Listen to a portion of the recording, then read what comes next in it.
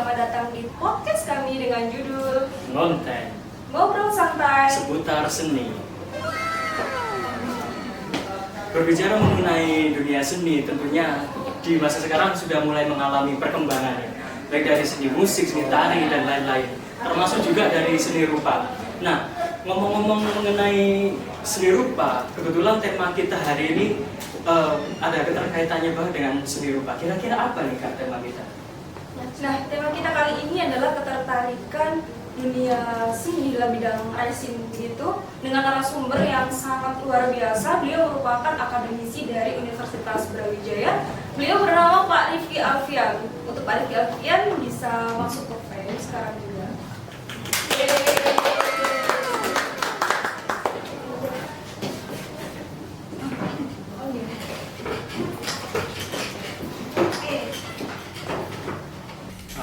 Ya, selamat sore. Selamat sore Pak, selamat datang. Apa kabar Pak? Alhamdulillah baik ya di hari yang mendung ini. Ya, bagaimana perjalanannya Pak? Macet apa gimana Pak? Iya, tadi ada pawai juga dari anak dari Bintang. Menarik sekali. Promosi itu. Iya. Baik. Sebelum kita melanjutkan perbincangan kita, mungkin kita bisa memperkenalkan diri dulu dari kita.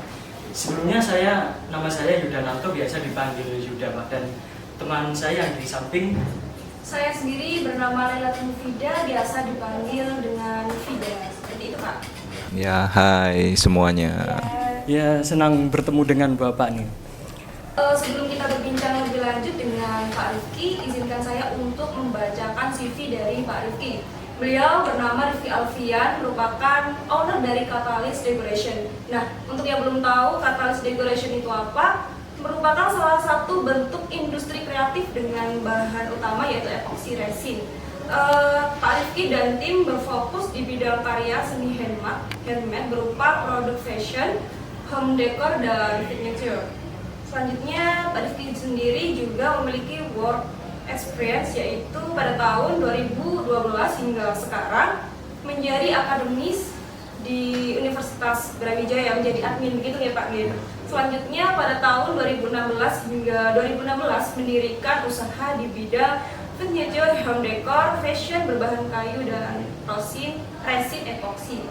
Pada tahun 2014 hingga tahun 2016 beliau mendirikan sebuah usaha minuman berbahan susu sapi. Pada tahun 2010 hingga tahun 2013 beliau menjadi marketing di perusahaan importir. Untuk jejak pendidikannya, beliau pada tahun 2006 hingga tahun 2009 menempuh di MAN 3 Malang dengan jurusan Ilmu Pengetahuan Sosial. Untuk selanjutnya tahun 2009 hingga tahun 2012 beliau mengambil manajemen marketing D4 di kampus Politeknik. Seperti itu. Wah, keren sekali perjalanan dari Pak Rifki sendiri. Udah keren, berprestasi, berbakat. Untuk Pak Rifki sendiri nih katanya juga punya usaha di bidang resin Pak. Nah, itu awalnya kok bisa sampai tertarik di kerajinan resin itu bagaimana Pak? Bisa diceritakan? Awalnya dulu itu sebetulnya ngisi waktu kosong aja ya. Awal dulu hanya coba-coba ngisi waktu kosong, kebetulan juga masih jarang juga untuk kalau kita cari di YouTube atau tutorial lain, masih jarang yang mengerjakan itu. Jadi saya tertarik untuk belajar itu dengan kiblatnya dari Pinterest ya, mungkin website luar ya. Jadi awalnya dari situ sampai akhirnya benar-benar fokus dan ingin membesarkan usaha sekaligus berkarya di bidang resin, khususnya resin epoxy itu gitu. Baik, untuk resin sendiri ini kan sepengetahuan kita nih sebagai masyarakat awam itu kan resin juga mahal dan bikinnya tuh nggak gampang gitu. Itu kenapa Bapak masih tetap milih itu? Sebetulnya dulu awal saya pakai resin itu, resin ada beberapa jenis ya. Awalnya dulu saya pakai resin bening jenis polister. Itu karena kendalanya banyak juga, saya pakai resin itu, jadi saya beralih di resin jenis epoksi gitu. Dan dari sisi pengerjaan sebetulnya saya, karena saya nyambi juga bekerja di sini, waktunya terbatas gitu, jadi mikirnya gimana caranya waktu yang terbatas ini bisa maksimal gitu di situ. Jadi makanya saya upgrade dari resin jenis polyester itu ke resin epoksi gitu. Oh, jadi resin sendiri juga ada jenis-jenisnya gitu. Terus juga itu mempengaruhi harga Mas juga? Oh iya. Karena yang sepengetahuan kami mungkin yang belum tahu tentang resin ya gitu aja, nggak tahu kalau resin ada banyak macamnya gitu. Iya. Nah, untuk prosesnya sendiri ini kebetulan kami ada cuplikan video saat bapak berproses, mungkin bisa ditampilkan.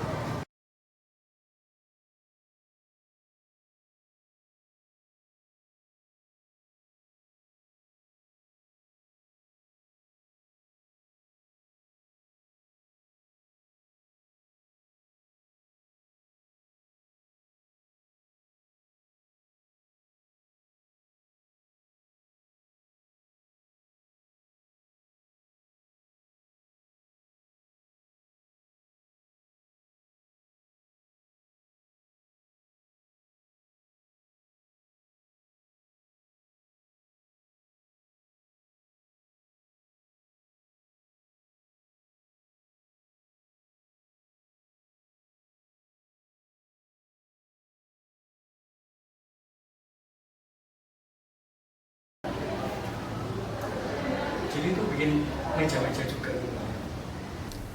Ya, karena awalnya sih sebetulnya fokusnya di home decor. Cuman karena kebutuhan teman-teman yang punya kafe gitu, jadi saya kerjakan juga di furniture gitu. Iya. Sekarang dimanapun, di tempat manapun ada sentuhan seni. Ya, ya. Nah, itu prosesnya sendiri tadi kok ada apa kayu yang diapakan gitu turun Iya. gimana? Awalnya ya itu tadi sih, sebetulnya kembali lagi ke bagaimana memanfaatkan waktu yang terbatas ini untuk bisa produksi dan berkarya di bidang resin. Itu saya menggandeng relasi-relasi juga. Jadi kalau ada beberapa produk yang memang dari nol sampai akhir saya kerjakan sendiri, dan ada beberapa produk yang memang untuk seperti ini cuttingnya itu menggunakan mesin CNC. Itu jadi kami ada relasi juga di pengerjaan untuk cutting kayunya dengan tingkat presisinya seperti itu sesuai permintaan konsumen gitu. Itu mesinnya otomatis gitu Pak? Iya, jadi komputerisasi, jadi bisa ditinggal. iya, desain di komputer langsung bisa dicetak di kayu seperti itu.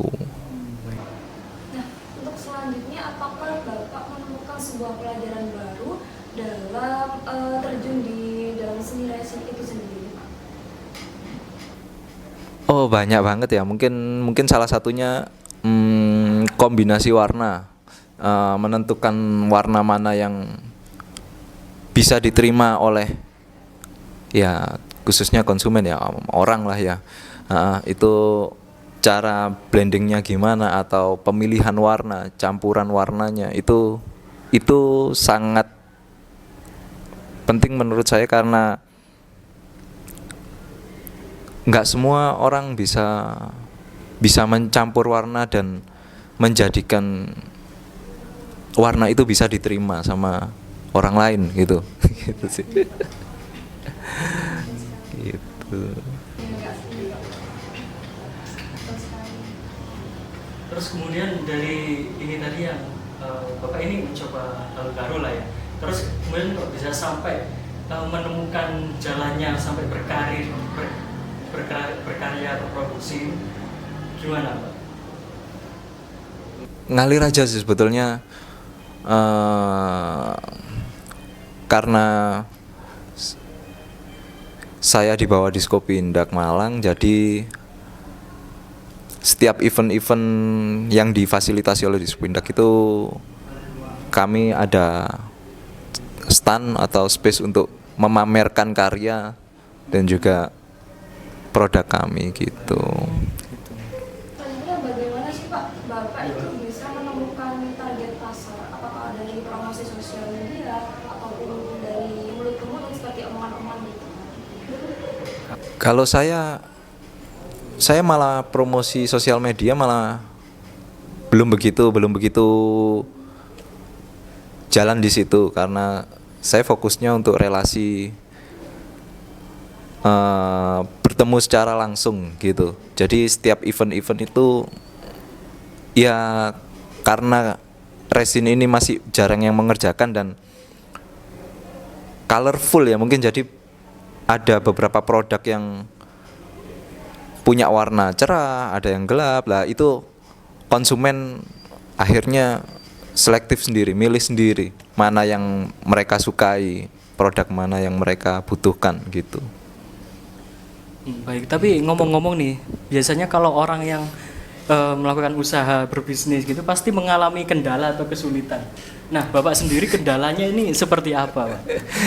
Kendalanya ya waktu itu masih jadi kendala di saya ya, dalam berkarya dan berproduksi. Jadi memang harus balance ya antara pekerjaan yang ada di Fakultas Ilmu Budaya dengan apa yang saya sukai, passion saya gitu. Jadi waktu masih jadi kendala dan kadang harus mengerjakan sesuatu itu sampai tengah malam atau di hari libur juga masih mengerjakan itu begitu. Tapi yang namanya passion pasti punya kepuasan tersendiri saat bisa menjadikan sebuah karya atau produk gitu.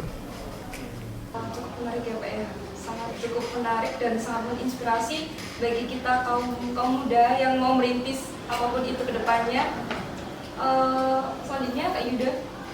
Ya mungkin Bapak ada pesan atau kesan untuk teman-teman generasi muda yang saat ini sedang bergelut di bidang seni mungkin. Ya, mungkin yang perlu diperhatikan itu satu kata ya, mungkin dimanapun kamu itu bersiaplah buat bertemu relasi. Jadi pantaskan dirimu gitu. Jadi jangan mentang-mentang oh saya seniman, saya bergerak di bidang seni, akhirnya kan kita nggak tahu ya kapan dan di mana kita bertemu relasi kita. Jadi pantaskan diri untuk bertemu relasi-relasi itu. Itu sih mungkin banyak kesempatan yang terlewat karena kurang memperhatikan itu. Itu aja. Ya, jadi sebenarnya semakin banyak relasi ini semakin menguntungkan, semakin bermanfaat gitu. Iya, relasi kan bukan seperti hubungan antara penjual dan pembeli ya. Bukan seperti itu, tapi cuman lebih dalam lagi menurut saya. Jadi lebih ke saling ya gitu, saling support, saling membutuhkan, seperti itu. Itu Baik, sih.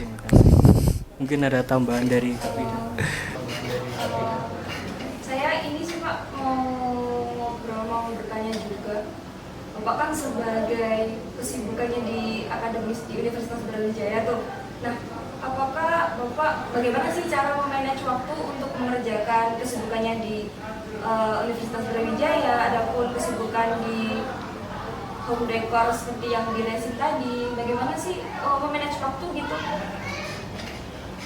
Iya.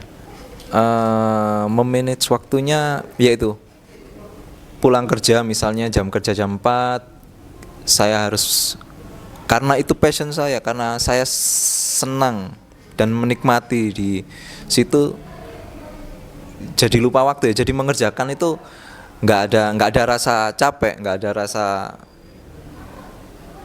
Lalu kalau saya pernah memakai karyawan untuk fokus di produksi, tapi ya gitu, karena itu passion saya ya. Jadi saya banyak miss-nya, maksudnya sesuatu yang dibuat karyawan saya itu nggak sesuai dengan apa yang, entah itu warna atau apa. Jadi kalau berkarya itu ya mungkin dikerjakan sendiri itu lebih menikmati ya, bisa mengekspresikan mungkin ya, begitu. Cukup menarik ya Kak Yuda ya.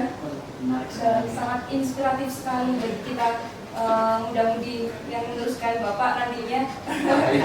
Seperti itu. Mungkin ada closing statement lagi buat kami dan semuanya. Ya, semangat terus lah. Dan tak terbatas. Itu aja. Siap, terima kasih. Terima kasih atas waktunya dan informasinya sangat bermanfaat sekali bagi kami. Sekali lagi kami terima kasih atas kehadirannya Bapak dan ketersediaan Bapak mau berbagi pengalaman dengan kami.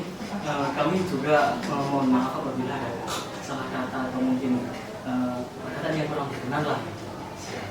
Mungkin kita bisa lanjutkan perbincangan kita di part-part selanjutnya. Semoga ada kesempatan di lain waktu. Ya, terima kasih. See you.